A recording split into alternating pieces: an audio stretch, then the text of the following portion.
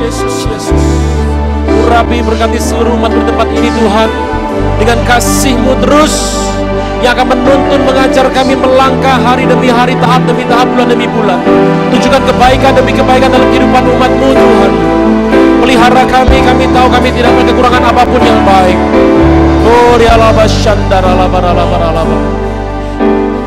Pujian, hormat, kuasa, kemuliaan, pengagungan bagi nama Tuhan Yesus. Engkau perisai hidup kami, Engkau pagar tembok seliling kami. Tidak pernah ada yang jahat bisa menyentuh hidup kami.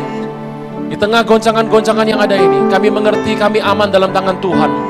Pemeliharaan Tuhan sempurna senantiasa. Terpujilah nama-Mu yang ajaib senantiasa. Kau perisai dalam kehidupan kami yang terus akan ada. Kaulah benteng kuat kami. Tuhan Yesus, Kaulah upah kami yang sangat amat besar. Di dalam nama Tuhan Yesus yang percaya diberkati sama-sama boleh katakan amin. Beri kemuliaan buat Tuhan Yesus. Haleluya. Amin. Saudara sekalian, shalom saudara sekalian. 8 bulan tidak berjumpa, saya percaya saudara berkati berlimpah-limpah. Bapak Ibu saudara sekalian, tanggal 2 Oktober, 2 minggu yang lalu, jadi sekitar jam 6 sore orang Yahudi dan kira-kira jam 10, jam 11 malam di kita, mereka berganti tahun dari tahun 5776 menjadi tahun 5777. Dari tahun yang dikenal dengan nama Ain Vav menjadi Ain Zayin. Salah satu arti dari Ain Zayin, Panika sudah sampaikan barusan tadi, ya adalah tahun di mana akan terjadi musim yang ekstrim dan murka Tuhan. Saya akan update sebentar sebuah info sebelum kita akan mulai firman Tuhan. Tanggal 2, tanggal 3, karena mereka itu 2 hari, karena mereka jam 6 sore sampai jam 6 sore keesokan harinya. Tanggal 3, sehari setelah tahun baru atau tepat tahun baru, badai Matthew menghajar Karibia, Haiti, Kuba. Dari sana pergi ke Florida, kena sedikit ke daerah Savannah, kemudian ke Amerika kena dari Caroline bagian selatan. 500 meninggal seketika, 900 hilang seketika. Besoknya tanggal 4, badai Chaba menghajar Korea Selatan, Busan. Dari sana badainya pergi Taiwan, ke Jepang kena. Tanggal 6, gunung berapi di Chile, volcano meletus, das besar. Tepat pada tanggal 6 juga, kabar terbaru terdengar bahwa rembesan nuklir radioaktif dari Fukushima yang 2011 pernah meletus karena tsunami, kemudian rembes, ternyata rembesnya tidak berhenti, terus keluar dan mulai mencemari Samudra Pasifik. Indonesia aman, pendoanya kumpul di Padang Siang, tenang. Berikutnya, tanggal 7, Taiwan, gempa, 6 skala Richter, gedung miring semuanya. Ada fotonya, Anda bisa lihat di Google. Yang menarik adalah seminggu sebelumnya terjadi yang namanya cacing keluar dari tanah semuanya. Itu belum seberapa kalau kita melihat peristiwa terbaru hari ini dari tanggal 7 sampai tanggal 10, Rusia terus menyatakan bahwa seluruh rakyatnya harus belajar untuk belajar masuk ke bunker. Dan semua yang punya saudara yang ada di barat segera pulang.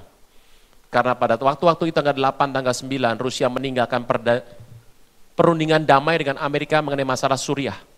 Bapak Ibu, dan mereka mulai memasang misil rudal di daerah Eropa. Bapak Ibu, perang dunia ketiga di depan mata dalam seketika. Belum lagi kaget, Korea Utara memberikan sebuah statement.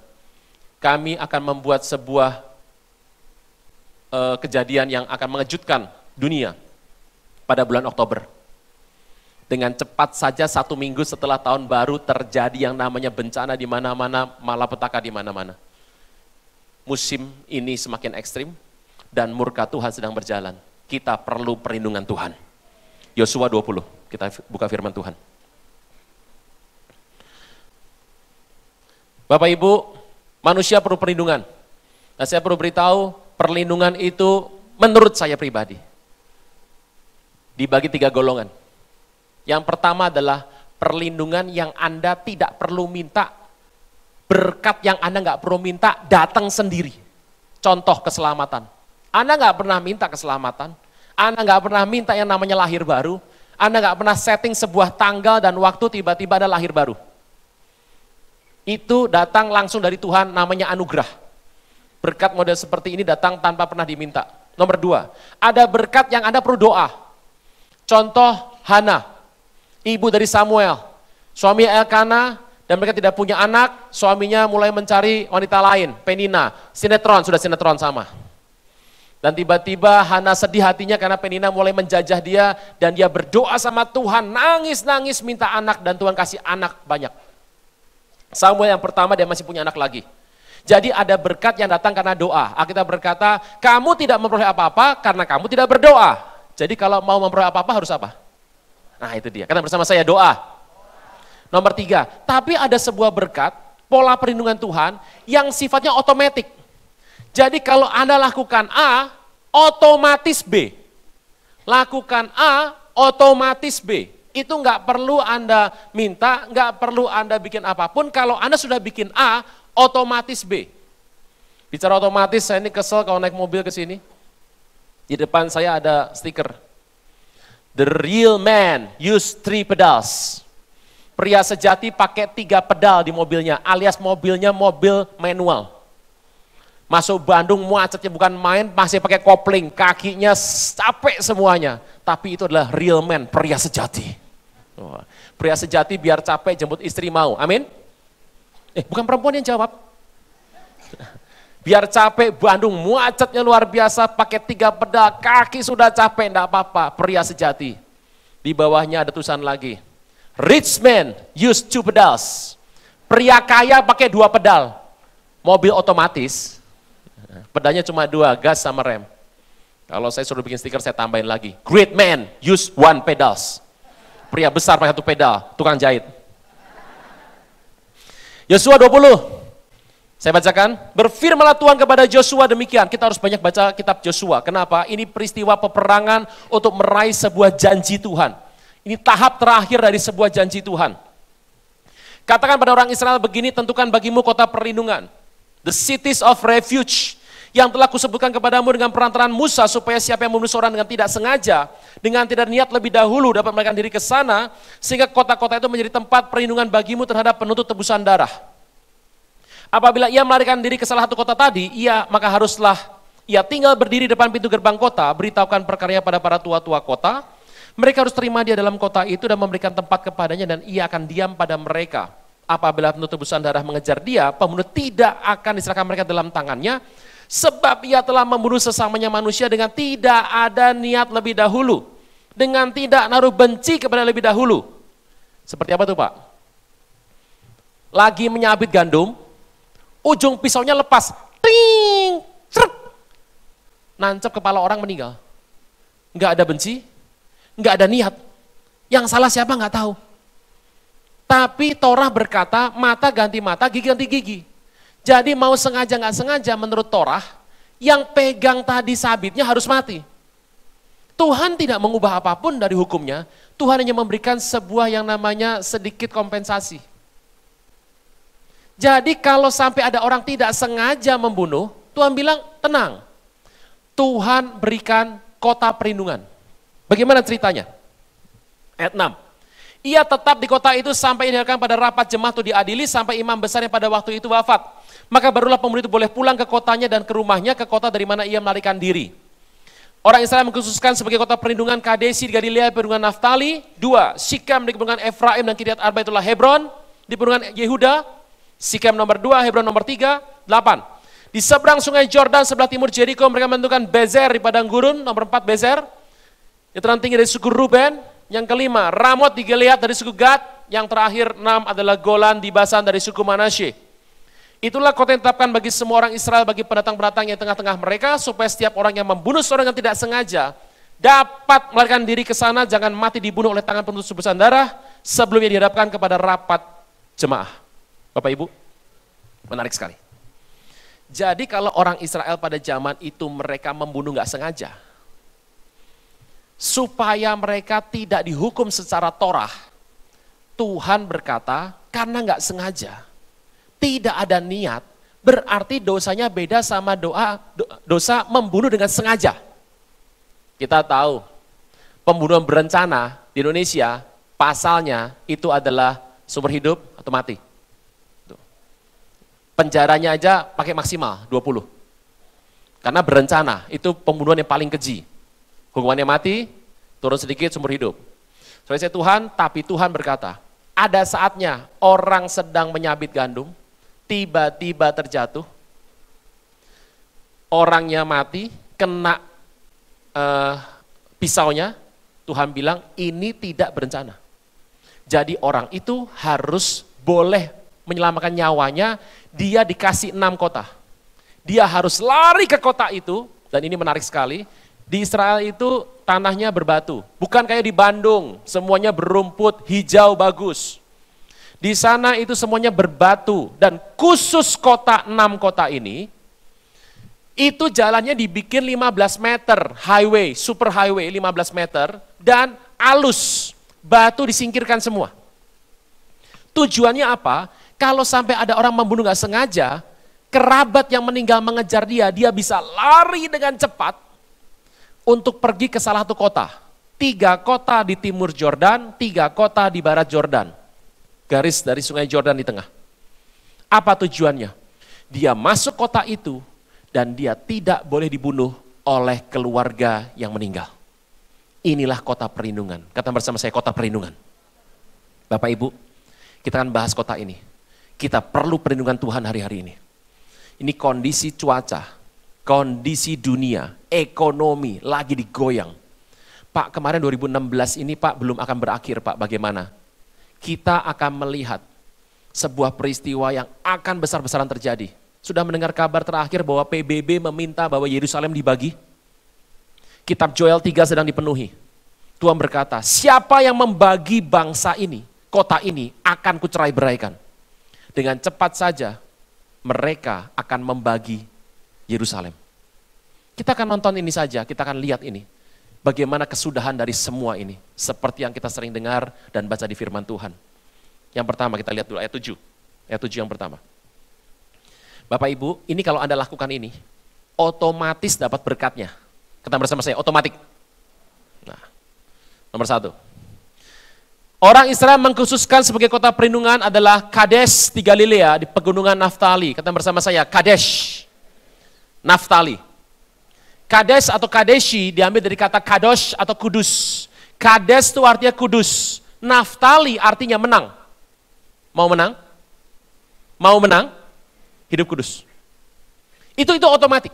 Orang kudus pasti menang. Pak, jujur lebur, jujur ancur, jujur bubur, Pak. Ini zaman gila, Pak. Nggak ikut gila, nggak kebagian. Saya beritahu, itu falsafah orang dunia. Kita bertandakan jelas, siapa kudus pasti menang. Mau menang? Hidup kudus. Pak, saya mau menang sama suami saya. Itu lain. Saya ini pernah satu hari ketemu sama seorang ibu udah lama di Jakarta. Satu hari saya masih kerja waktu itu, dan dia berkata, Pak, saya mau bikin PD di rumah saya, pesan doa dan Bapak isi, oke. Menjelang hari H, dia telepon lagi dan berkata, bisa nggak Bapak datang jam 5 sore, acara jam 7. Saya bilang nggak bisa, Jakarta itu macetnya luar biasa.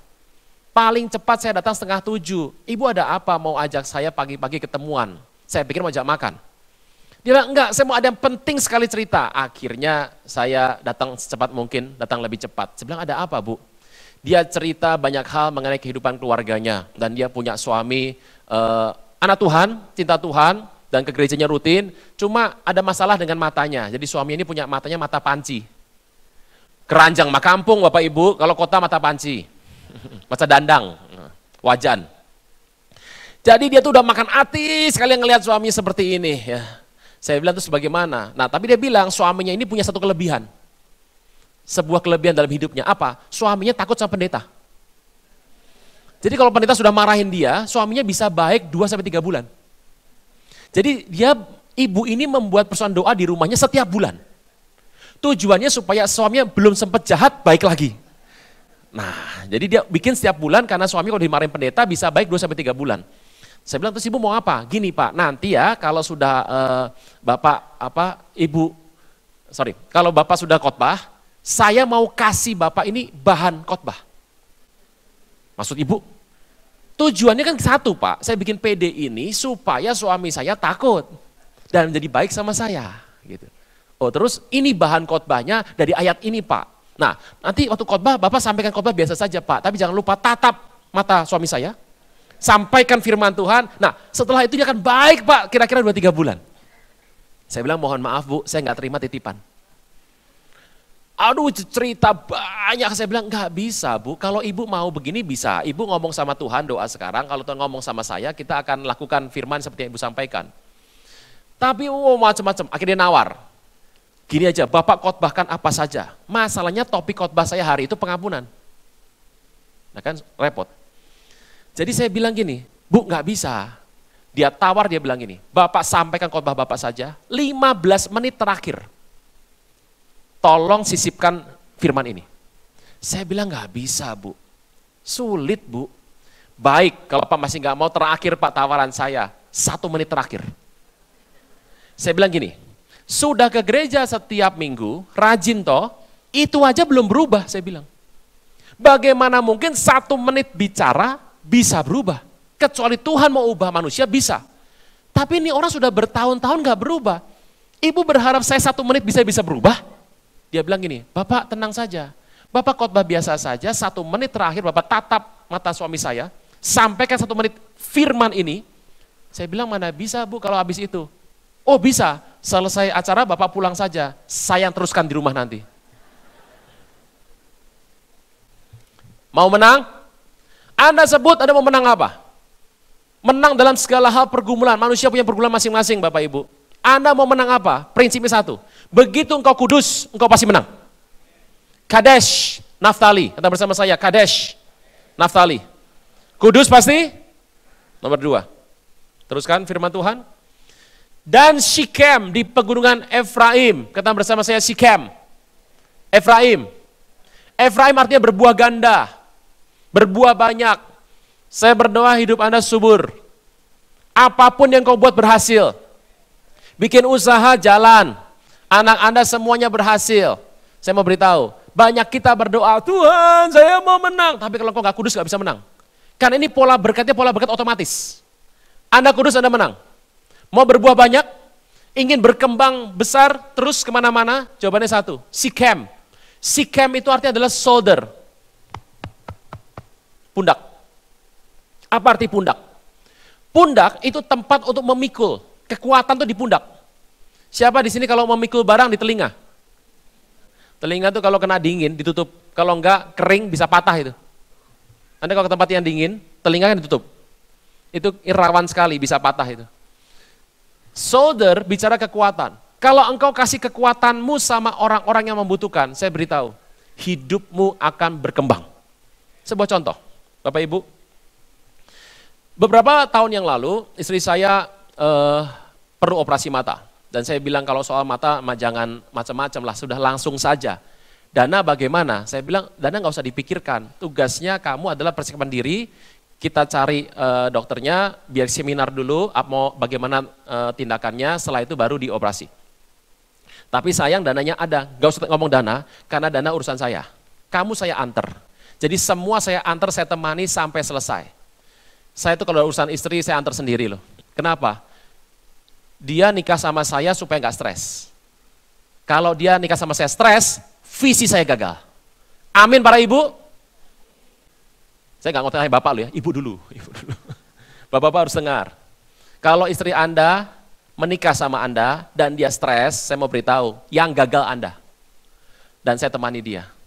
Dia tanya lagi, sayang dananya ada. Nanti sudah kita tanya. Udah ngobrol sama dokternya, dananya 20 juta pada hari itu. 20 juta bagi jemaat berenang siang ibadah pertama itu uang kecil. Nggak pede, ampun, didoain pendeta nggak pede. 20 juta bagi jemaat GB berenang siang ibadah pertama itu uang kecil sekali. Buat saya mengejutkan. Saya nggak bilang besar, mengejutkan. Begitu dengar angkanya segitu, dek, saya diem. Istri lihat saya, udah. Bapak harus kasih dulu DP-nya 5. Setelah itu nanti mendekati operasi baru 15-nya dibayar. Saya bilang oke, sudah. Pulang selesai, siapkan minggu depan dioperasi. Sambil pulang istri lihat saya, Dia nggak bertanya lagi, karena saya sudah bilang jangan bertanya. Sepanjang jalan, saya mau tanya, Tuhan tahu nggak pendeta ini dek gitu? Tahu. Muka nggak usah poker face, Tuhan tahu. Jadi saya sama diam sambil nyetir. Dalam hati bertanya, Tuhan, penuh kasih sayang dan berbelas kasih. Bapak Ibu gini loh, jangan pernah dalam hidup Anda ngomong begini. Berapa? Segitu. Bayar aja uang kecil, saya beritahu. Anda berani ngomong uang kecil seperti itu karena Tuhan beserta Anda. Kalau nggak ada Tuhan, gede itu duit. Jadi, saya berapapun uang, saya selalu bilang gini, Tuhan engkau mampu. Saya nyetir, belum masuk rumah, baru mau belok perumahan. Ada yang telepon. Teman lama, halo, saya bilang kemana aja? Ada angin apa telepon saya tiba-tiba, itu Sabtu sore. Hah? Iya ini, pendoa dia. Saya mimpi tentang kamu. Wah, mimpi apa saya bilang? Gua mimpi tadi malam. Mimpi apa? Gini, kamu ke rumah saya, kita ngobrol di meja soal pergerakan rumah Tuhan dan pergerakan gereja kekristenan di Indonesia. Terus, lagi ngobrol-ngobrol enak di meja itu, tiba-tiba istriku keluar dari kamar, bawa duit. Duitnya 20 juta. Terus, istriku bilang gini sama aku, ini uang terakhir kita, tolong kasih pendeta Aruna, biar dikelola. Terus saya bilang kenapa? Berdasar mimpi itu, saya meyakini bahwa saya harus kasih kamu 20 juta. Mantap tuh. Nah, kasih. Saya bilang, oke. Terus, istri tahu nggak saya bilang? Istri nggak tahu. Bukan apa-apa saya bilang. Saya nggak mau bikin rumah tangga kamu ribut. Kamu harus tahu istri. Nah itu susah. Gini-gini. Saya kenal dia lama. Saya tahu istrinya. Istrinya tipe orang yang sangat hemat. Gitu. Saya hemat. Dia hemat. Panjang gitu. Ngerti tak? Jadi kalau sampai terjadi, perang Baratayuda. Saya bilang, gimana dong kalau gitu? Gini aja. Kamu kirim saya message, cerita lengkap, kirim ke saya, tuh handphone taruh di meja makan. Kamu tinggal.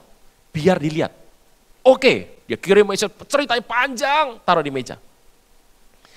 Ya tinggal. Ya telepon lagi. Belum dilihat.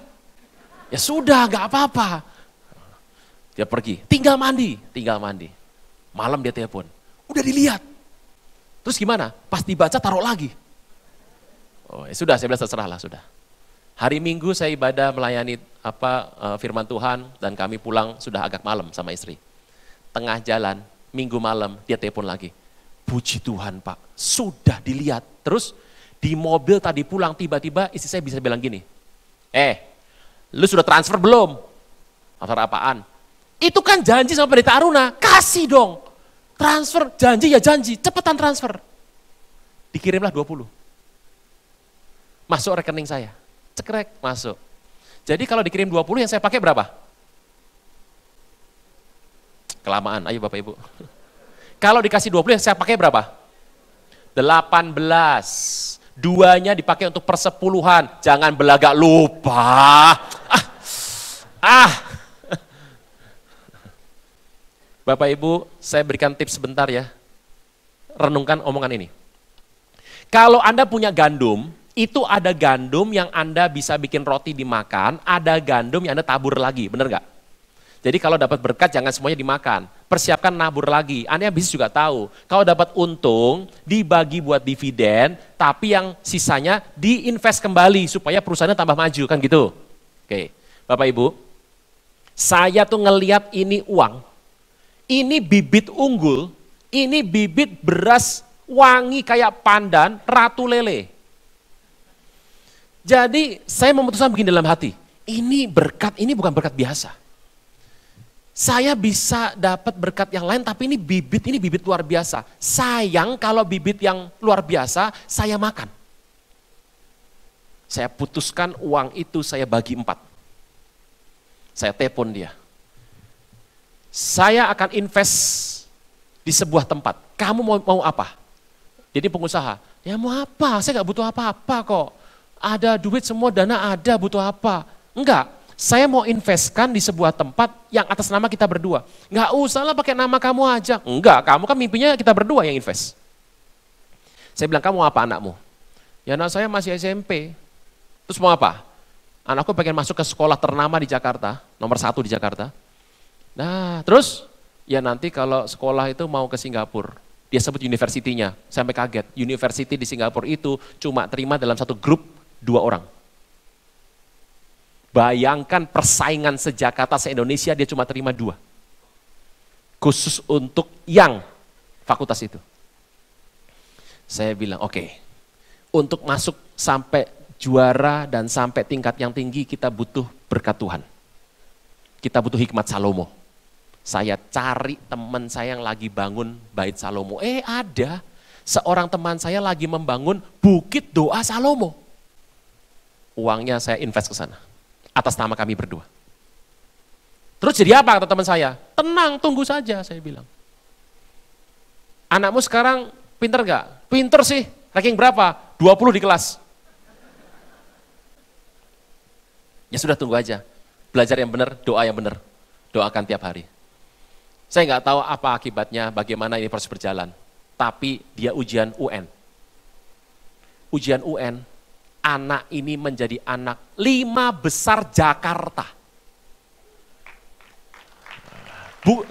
Bukan nomor 5 di sekolahnya, di Jakarta 5 besar. Sekarang sudah SMA. Ini sebentar lagi mau masuk ke university yang di Singapura itu. Saya bilang tenang saja. Taburan kita sudah banyak buahnya, sudah Efraim. Bapak Ibu, ini perlu dicermati. Kalau Anda ingin mendapatkan jeruk, tanam biji jeruk. Pengen anggur, tanam biji anggur. Pengen kopi, tanam kopi. Jadi kalau Anda ingin berbuah ganda, nomor 2 adalah gunakan kekuatanmu untuk orang-orang lemah. Kalau saya ditanya, apa menurut Bapak tindakan yang harus diambil untuk membuat sumber daya manusia Indonesia ini maju? Apakah anak yatim dipelihara, dikasih makan, dikasih pendidikan, dikasih keterampilan? Apakah mereka dientaskan dari kemiskinan dengan cara kesehatannya? Banyak cara untuk membuat SDM Indonesia maju. Saya pribadi memutuskan, yang saya yakini dalam hidup ini, bahwa orang itu bisa diubah. Pekerjaan Tuhan yang pertama bisa mengubah orang melalui pendidikan. Orang kalau nggak dididik, mau bagaimanapun susah jawabannya. Nah saya tuh percaya, makanya kalau Bapak Ibu lihat, dalam segenap perjalanan hidup saya, sampai hari ini, dana paling besar taburan saya, itu di pendidikan. Ini yang menarik. Entah bagaimana, pendidikan di rumah kami, berjalan dengan mulus. Anda mau mulus apa di rumah tangga? Pendidikan mau mulus, tabur pendidikan. Anda mau mulus di bidang keuangan, tabur keuangan. Prinsip firman Tuhan, siapa yang menggunakan Sikemnya untuk keperluan orang lain, Efraimnya dijamin Tuhan. Nomor 3.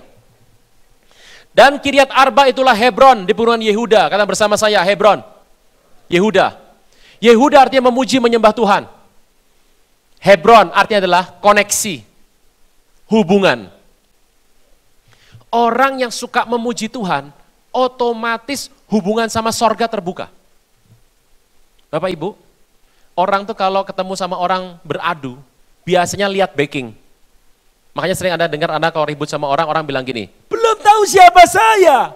Ya belum tahu, baru ketemu hari ini kok. Gitu.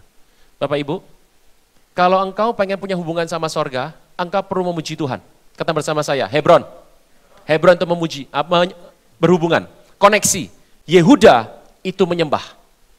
Satu ketika kalau kita membaca firman Tuhan, ada hal yang unik sekali dalam Hakim-Hakim 6 dan 13.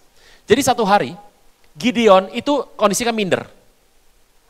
Datanglah malaikat dan berkata, wahai pahlawan yang gagah perkasa, kaget Gideon. Lalu malaikat menjelaskan bahwa Gideon akan jadi seorang pahlawan besar. Dan Gideon ini orang baik sekali. Orang Israel kalau ketemu tamu suka ngasih makanan. Apa yang terjadi? Gideon kemudian mengolah anak kambing, dibuat tongseng, pakai roti cana, terus dipersembahkan sama malaikat. Dia nggak pernah tahu malaikat tidak makan tongseng. Yang makan tongseng orang berenang siang. Jadi artinya setelah terima makanan itu, malaikat bilang gini, Gideon, aku nggak makan beginian, taruh di batu aja. Lalu Gideon taruh daging, taruh rotinya, kuahnya dicurahkan. Anda baca Hakim-Hakim 6. Malaikat mengambil tongkat dan asapnya naik. Api menyala, asapnya naik. Dan dia menarik. Begitu asapnya naik, malaikat begini. Naik. Anda pernah membaca Hakim 13 tentang Simpson? Maminya sedang ada di ladang. Malaikat berkata, hai engkau wanita, engkau akan punya seorang anak yang jadi nazir Tuhan.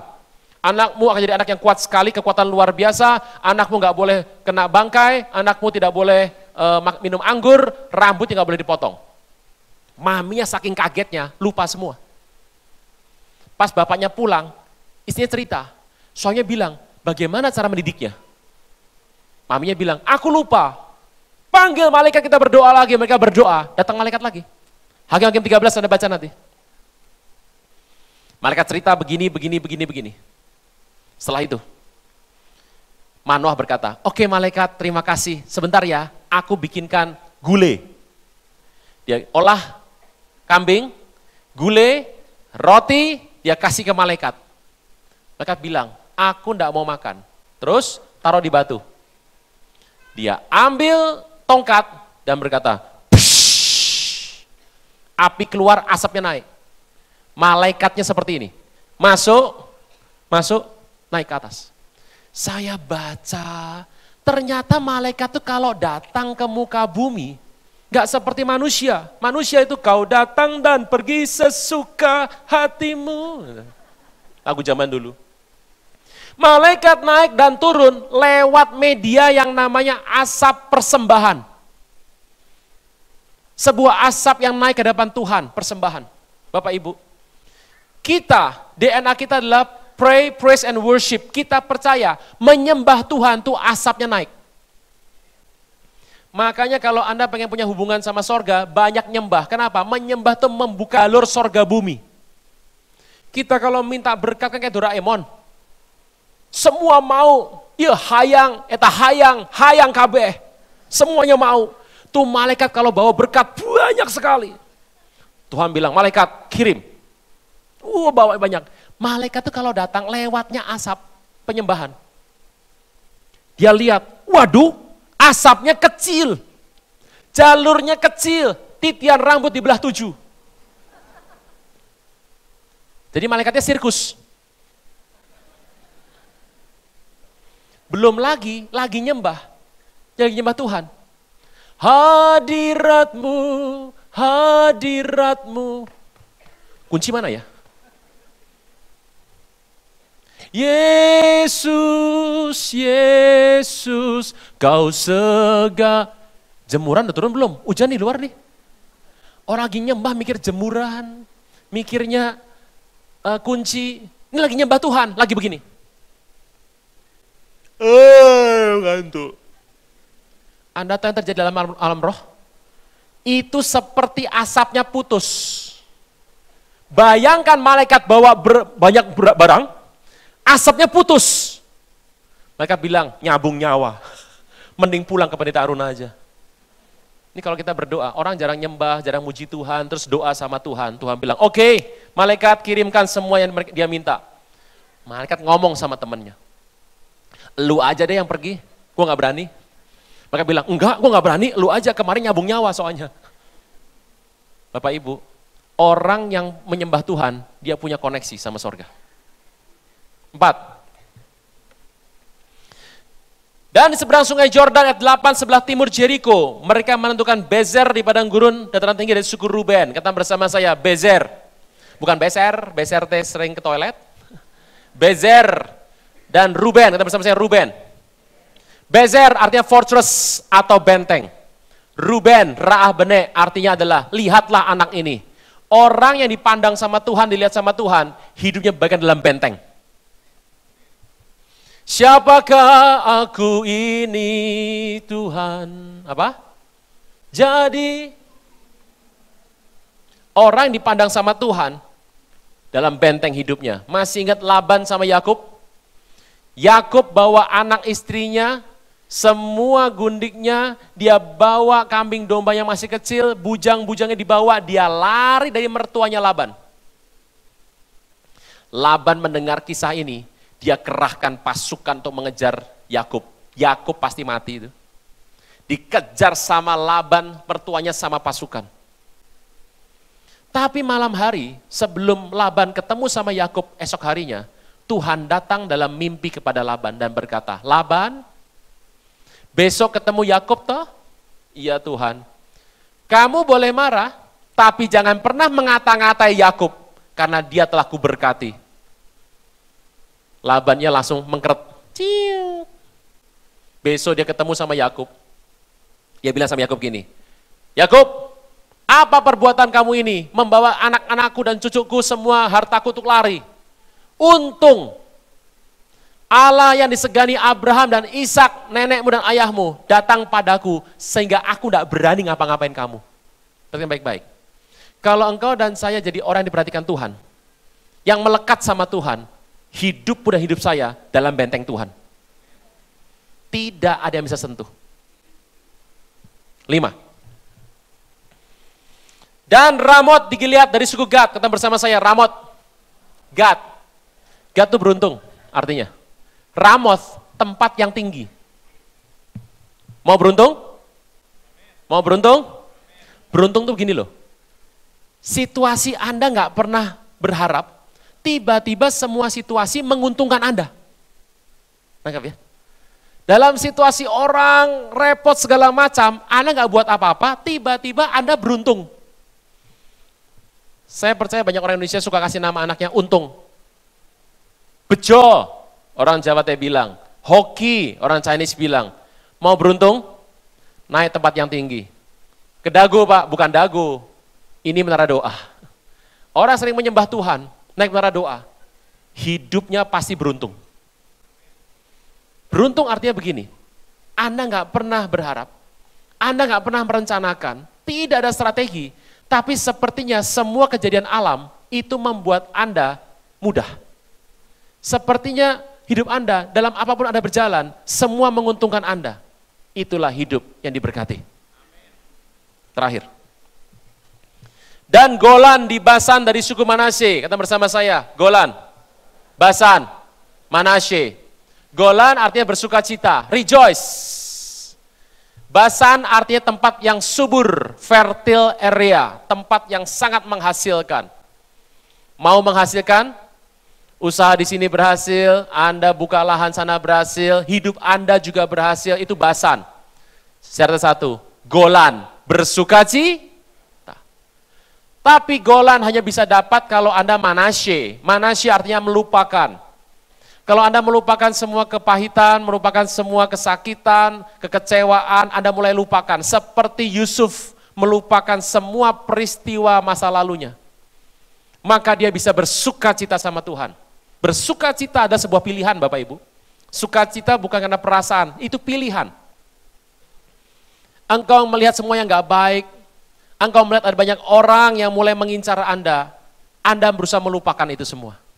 Manasye. Kata bersama saya, Manasye. Maka engkau bisa bersuka cita. Alkitab berkata, sukacita karena Tuhan adalah perlindungan kita. Bersuka citalah karena Tuhan, maka dia berikan kepadamu apa yang kau inginkan. Itulah artinya hidupmu di Basan. Bapak Ibu, ini kota perlindungan. Masuk kota perlindungan, otomatis ada berkatnya. Kata bersama saya, Kadeshi, Naftali. Mau menang harus kudus. Nomor 2, Sikem, Efraim. Kalian bersama saya, Sikem, Efraim. Anda punya kekuatan apa? Anda punya kemampuan apa? Anda punya kebisaan apa? Anda punya talenta apa? Anda punya anugerah apa? Gunakan itu untuk bantu orang yang membutuhkan. Saya beritahu hidupmu akan seperti Efraim. Terus berbuah, gak pernah berhenti. Yang ketiga, Hebron, Yehuda. Hebron, sebuah koneksi. Yehuda menyembah, memuji. Orang yang suka memuji Tuhan. Ada masalah dalam hidup ini? Saya berikan tips. Kalau ada masalah, saya berikan tips. Ini rahasia.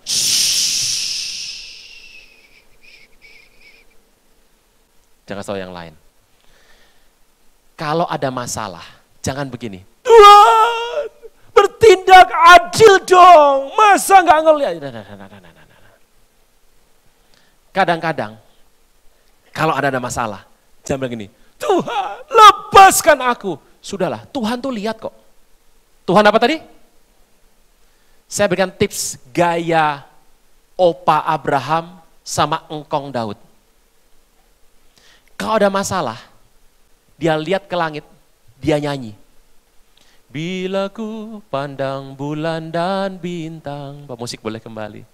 Ajaib dan mulialah karyamu. Ku jatuh tersungkur di bawah kakimu. Ku sembah kau Tuhan, ku sembah kau. Nyanyi saja. Saya berikan sebuah rahasia. Tuhan tidak tahan. Saya nggak ada masalah, istri nggak perlu tahu karena dia mungkin nggak sekuat saya. Saya kadang akan simpen sendiri sampai semuanya kelar selesai baru saya akan cerita sama dia. Tengah malam tidur susah, pasti. Saya keluar, lihat ke atas. Saya gunakan tips gaya opa Abraham dan engkong Daud. Pandang ke atas dan bernyanyi. Bila ku pandang bulan dan bintang. Anda nggak perlu cerita, cukup begini. Ajaib dan mulialah karyamu. Ku jatuh tersungkur di bawah. Tuhan nggak tahan. Rahasia besar. Kalau ada masalah, lihat ke atas. Kita bangkit berdiri. Bila ku pandang bulan dan bintang, ajaib dan mulialah karyamu. Ku jatuh tersungkur di bawah kakimu. Ku sembah kau Tuhan, ku sembah kau. Ku sembah kau Tuhan, ku sembah kau. Angkat tangan kita ke atas. Bila ku pandang bulan dan bintang, ajaib dan mulialah karyamu. Ku jatuh tersungkur di bawah kakimu. Ku sembah kau Tuhan, ku sembah kau, ku sembah kau Tuhan, ku sembah kau. Dengan sepenuh hati katakan, bila ku pandang bulan dan jadilah kudus maka kau akan menang. Tujukan kebaikan bagi orang-orang yang membutuhkan. Hidupmu akan berbuah.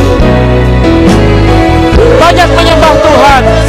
Koneksi sorga terbuka. Pandang Tuhan. Itulah benteng hidup kita. Ku sembah kau. Naik tempat yang tinggi. Hidupmu pasti beruntung. Bila ku pandang.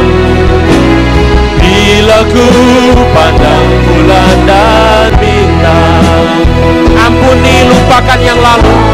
Engkau bisa bersuka cita dan hidupmu subur. Sambil kami angkat lagu ini, pengurapanmu yang hangat mulai menjamah setiap kami.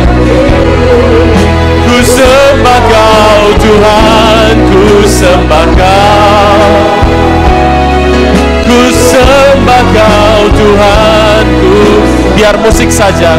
Dalam nama Tuhan Yesus memberkati berlimpah-limpah umat-Mu. Engkau yang memperhatikan umat-Mu saat ini. Dalam setiap pergumulan, baik yang telah terjadi, sedang terjadi, yang akan terjadi, Engkau Tuhan yang mampu. Bawa umat-Mu masuk dalam kota-kota perlindungan, di mana Engkau Tuhan yang akan memberkati, terus akan mempertahankan umat-Mu. Terima kasih Tuhan Yesus. Bertindak demi nama-Mu yang kudus. Pertahankan umat-Mu, inilah umat yang Kau kasihi. Anugerah-Mu ajaib senantiasa. Keluarga demi keluarga, rumah tangga demi rumah tangga, pekerjaan, aktivitas, kesehatan, pelayanan, semua dalam kendali Tuhan. Waktu Engkau mengalami ketidakadilan, waktu Engkau mengalami pencederaan, ada mata yang perkasa, ain yang melihat setiap pergumulan kita. Engkau bertindak demi nama-Mu yang kudus. Katakan, ku sembah kau Tuhan, ku sembah kau. Ku sembah kau Tuhan, ku sembah Kau. Sekali lagi katakan, ku sembah Kau Tuhan, ku sembah Kau. Ku sembah Kau Tuhan, ku sembah Kau.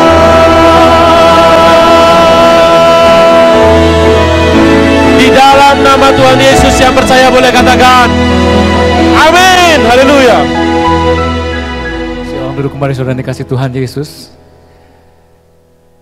Ya, di minggu